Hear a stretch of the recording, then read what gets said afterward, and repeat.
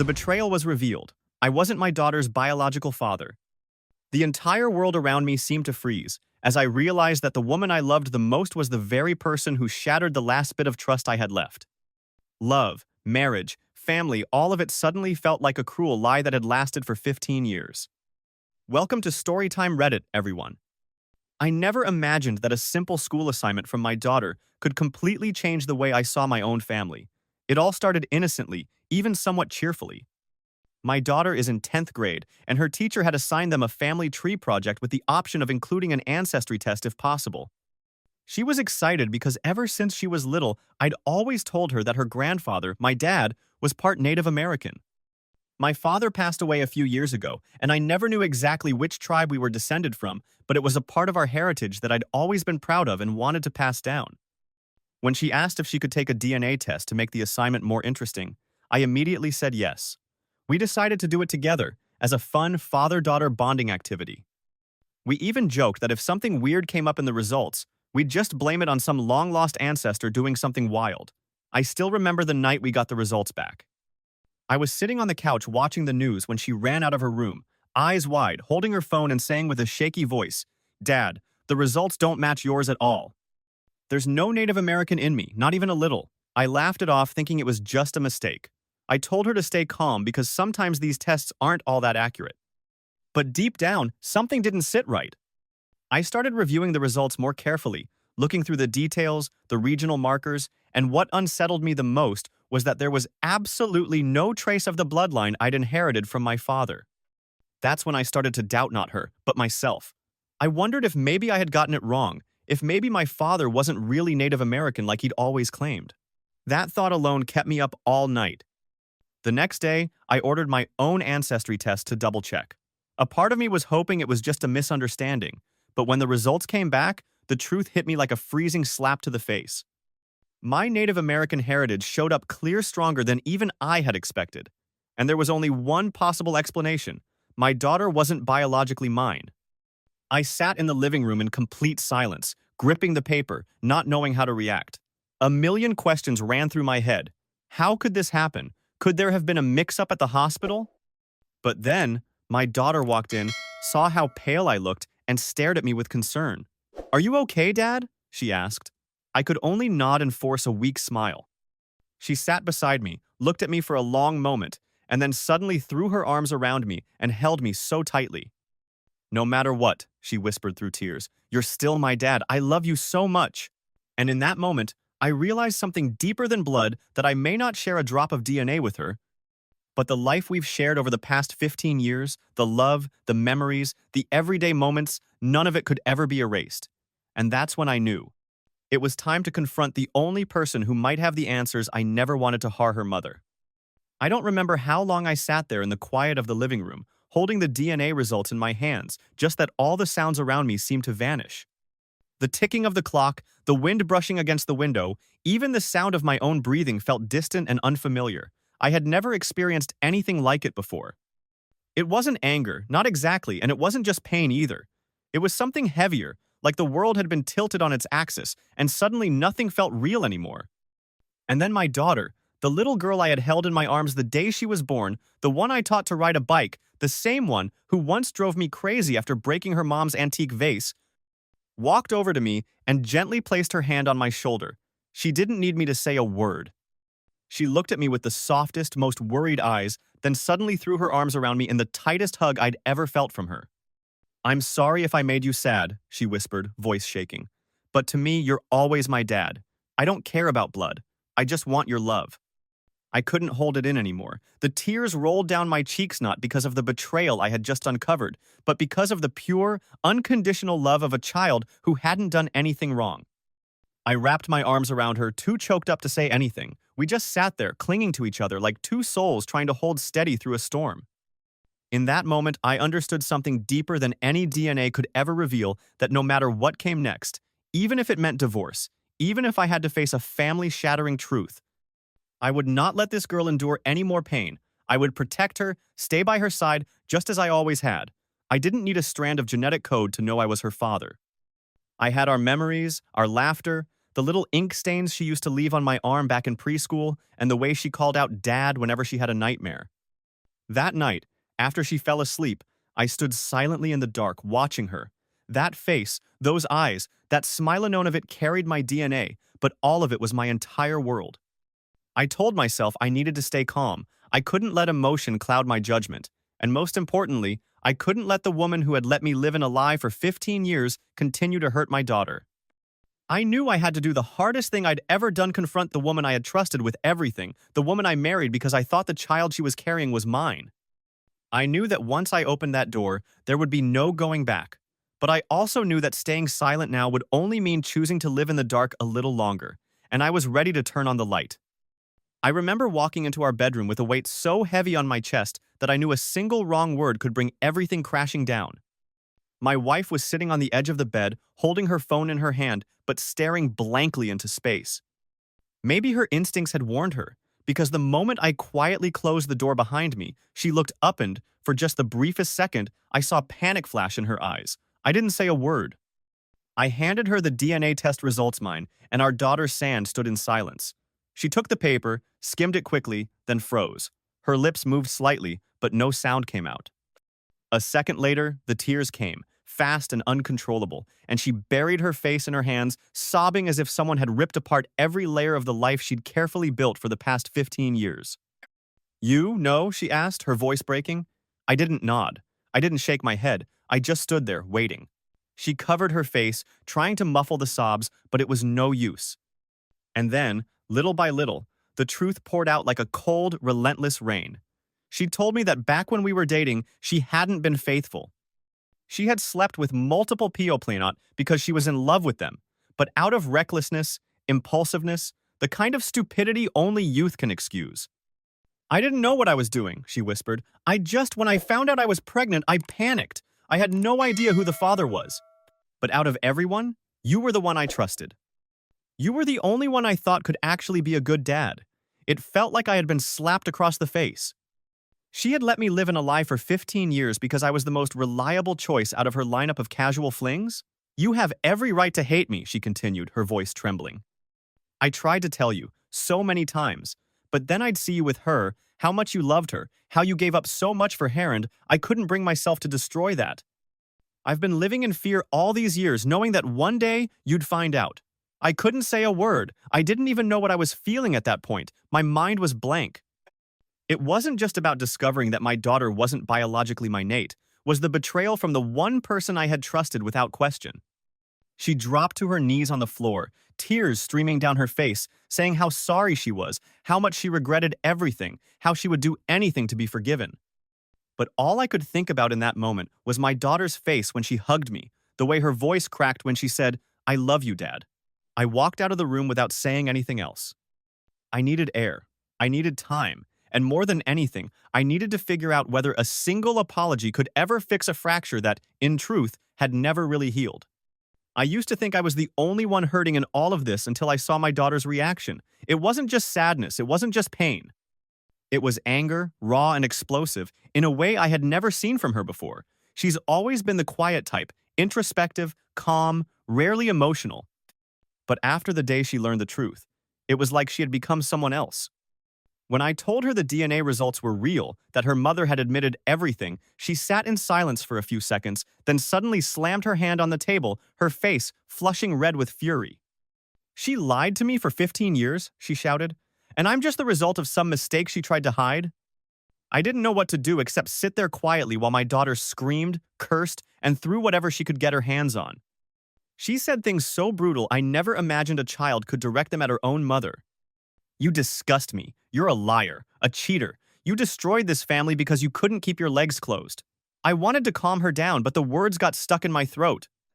How could I ask her to forgive right now, when even I hadn't reached that point myself? Every time my wife tried to get close, my daughter pushed her away, yelling like she'd been personally violated. She wouldn't let her mother touch her, wouldn't look her in the eye, wouldn't say anything besides cold, venomous phrases like, "Get out," or "You're not my mother." The days that followed were tense beyond belief. My wife tried apologizing, tried cooking her favorite meals, even left little handwritten notes around her room, but all it did was deepen the resentment. One night, while I was washing dishes, my daughter came and sat next to me. Her voice was steady but serious. Dad, if you and Mom get divorced, I want to stay with you. I don't want to live with her anymore. I want to cut her off completely. Is there a way for me to disown her? Can you adopt me yourself? I froze. Part of me ached hearing her say those words. Yes, her mother had messed up badly. Yes, the betrayal was real. But she was still her biological mom. Yet I also understood that to my daughter, this wasn't just about DNA. This was about trust. And to her, that trust had been completely shattered. She hadn't just lost her sense of identity. She had lost the image of a mother she once respected. Christmas was coming up. But instead of decorating the tree or picking out gifts, my daughter had only one request. I want her out of the house until after New Year's. I don't want to see her. I want to spend the holidays with my real family, which is you, Dad. I nodded. Not because I fully agreed, but because I knew what she needed most in that moment was to feel that someone was on her side. I spoke with my wife and asked if she could stay at her parents' place for a while. She was silent for a long time, then finally nodded. Right before leaving, she turned to look at our daughter one last time. But the girl just stood there cold, distant, like the bond between them had never even existed. I knew we were standing at a crossroads, and none of us had any idea which path this family was headed down anymore. After my wife left the house, the apartment fell into a strange kind of silence.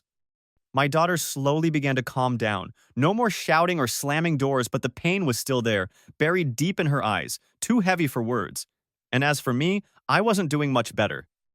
My mind was a storm, thoughts spinning faster than I could process, and I knew that if I let my emotions steer the wheel, I wouldn't be able to make any clear decisions. I needed the truth, not feelings. My wife had claimed that her betrayal happened before we were married, that for the last 15 years she had been faithful. But how could I believe the words of someone who had kept a secret that big from me for so long?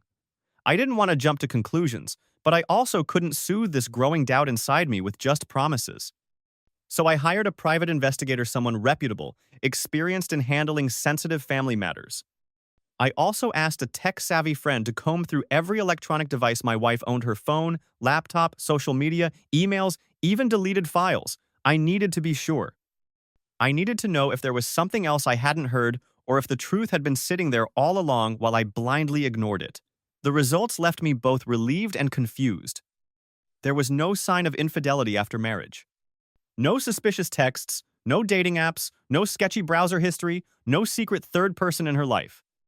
The investigator also reported that during her stay with her parents, she barely left the house only once to go to the grocery store. Most of her time was spent in her room, occasionally coming out for meals, then retreating again in silence. Her parents even called me at one point, worried that something was seriously wrong with her, that she might be slipping into depression. I had been hoping for a solid piece of evidence, something concrete that would justify ending it all, something that would confirm my doubts. But instead, what I found was a void, a strange kind of stillness that made me ask myself for the first time, what if she was telling the truth? I started remembering our early days after marriage. We had never planned to start a family so soon, but when she got pregnant, we accepted it as a gift. I loved that little girl from the moment I saw her, and as for my wife, she had always been what anyone would call a model spouse, a devoted mother. She never stayed out late, barely used social media, never hid her phone or passwords, cooked for the family every day, always the last one to sleep and the first to rise. All those things, could it have been guilt? Was she silently making amends, doing everything she could to be the best version of herself because she had made a mistake long ago? That thought stung. I couldn't erase the betrayal, couldn't forget the scale of the lie she kept from me, but I also couldn't deny that for 15 years, I had never once had a reason to suspect her. And now that the truth had finally come out, it seemed like she was hurting just as much as I was. I began to understand that sometimes, betrayal isn't about what's happening right now, it's about an old wound that never really healed. And the question I had to ask myself wasn't, did she cheat on me anymore? It was, do I still have enough in me to forgive someone who chose silence out of love and out of fear of losing everything? We spent days in silence, each of us in our own space, as if the three of us were living in entirely separate worlds. My daughter and I tried to maintain our routines: cooking, studying, cleaning, but beneath those quiet moments was a deep fracture, one that none of us knew how to begin repairing. I still exchanged short messages with my wife, just enough to confirm practical things like the holiday schedule, shared account transactions, or her health. Then one evening, after my daughter had gone to sleep and I was sitting alone in the living room with a small glass of whiskey to mark my 40th birthday, she texted me. She asked for a conversation, not a long one, just something that would let her say what she'd been holding in. I hesitated for a few minutes, but eventually agreed. We got on a video call. Her face appeared on the screen, noticeably thinner, her eyes dark with exhaustion, lips dry and cracked from crying too much. She didn't try to dress anything up. She didn't make excuses or shift blame. She just bowed her head and said with a trembling voice, "I'm sorry. Again, I don't have a good excuse. I know I broke your trust. I know I was selfish and cowardly for not telling you sooner. But I have never lied to you since the day we got married. I've never once cheated on you in these 15 years. I've done everything I could to live right, to be a good mother, to be a wife you could rely on, not because I was afraid of being caught, but because I truly wanted to atone, quietly, in the only way I knew how." I didn't respond right away. I just looked at her, a woman who once meant everything to me, who gave me the joy of being a father, and who also made me feel like I had never truly been given a choice. She went on, saying she didn't expect forgiveness, didn't expect us to return to what we once had. All she wanted was a chance to speak with our daughter directly, so that the girl could hear the truth from her own mother. I thought about it for a long time after the call, and finally I agreed. We scheduled a three-way video chat on my birthday. Maybe it would be a way to close the door on the chaos of the past few weeks, or maybe, if we were lucky, the beginning of something new. The call was tense, almost suffocating. My daughter sat next to me, her eyes still puffy from nights of crying, holding tightly onto my hand, completely silent for the first 10 minutes. My wife looked at her through the screen, trying to stay composed, and then started telling her everything she had told me, every mistake, every pang of guilt, every fear of losing everything. There were no excuses, only remorse. Toward the end of the call, my daughter finally spoke. She asked one single question: "Do you know who my real father is?" I held my breath and turned to look at my wife. Her answer brought tears to both our eyes. "Your real father is sitting right next to you." I turned and looked at my daughter.